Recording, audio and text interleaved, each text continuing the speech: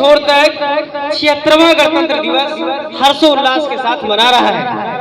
आज ये धरती माँ धानी साड़ी पहनकर, पीले रंग की चुनर ओढ़कर और प्रकृति अपना श्रृंगार करके इस शुभ दिन का स्वागत कर रही है। वो प्रफुल्लित प्रतीत हो रही है।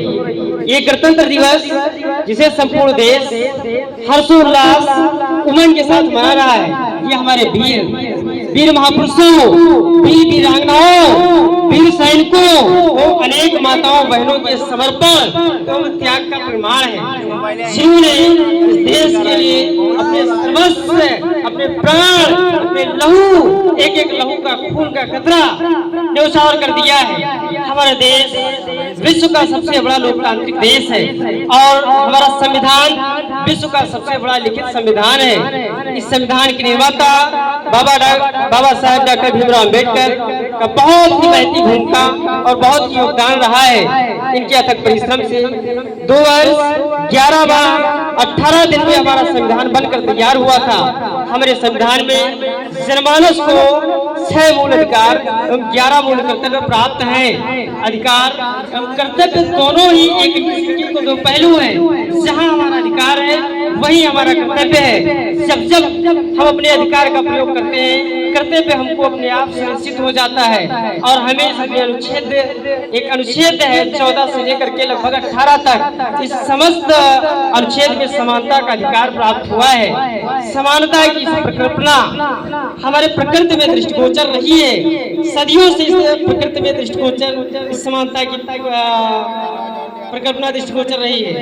जीवन प्रदान करने वाला सूर्य, जिसको हम प्रतिदिन इसका अनुभव करते हैं, देखते हैं, अपने समय अनुसार चलता है। प्रकाश एवं जीवन का प्रदान करने वाला प्राणवायु सभी को, चाहे जिस धर्म का हो, चाहे जिस मजहब का हो, चाहे जिस धर्म का हो, स्त्री हो, पुरुष हो, हिंदू हो, मुस्लिम हो, सिख हो, ईसाई हो, सबको समान रूप से अपना प्रकाश बिखेरता है, न किसी को कम, न किसी को ज्यादा। ये अगर प्रकृति, सूर्य, ये पेड़ पौधे अगर ये भेदभाव नहीं करते हैं तो हम लोग को भेदभाव एकदम करना ही नहीं चाहिए। ये संविधान की सच्चाई है, ये हमारे संविधान की समानता है। इस समानता की वजह से, इस समानता के कारण से ऊंच नीच, भेदभाव, सारी चीजें समान है।